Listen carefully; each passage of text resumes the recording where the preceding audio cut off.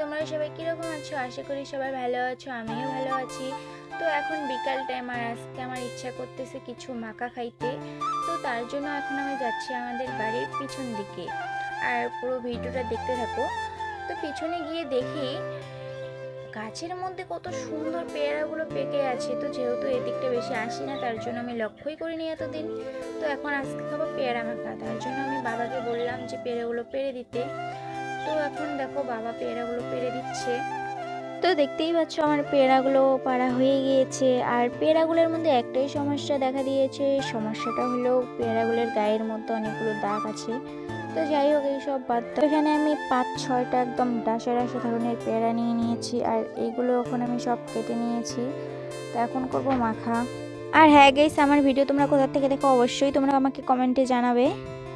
তো পেয়ারাগুলো যেহেতু অনেক মিষ্টি, তার জন্য বেশি একটা কিছু দিব না, একদম হালকা করে মাখা করব।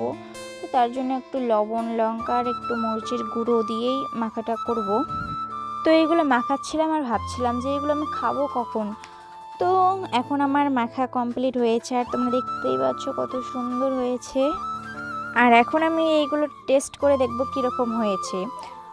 তো সত্যি বলতে গাইস, যে এত টেস্ট হয়েছে তোমাদেরকে কি বলবো। তো বাড়ির সবার কাছে অনেক ভালো লেগেছে, কারণ অনেক দিন পর আমরা আজকে মাখা খেলাম। তো আজকের ভিডিও এতটুকুই। সবাইকে টাটা, সবাই ভালো থাকবে, সুস্থ থাকবে।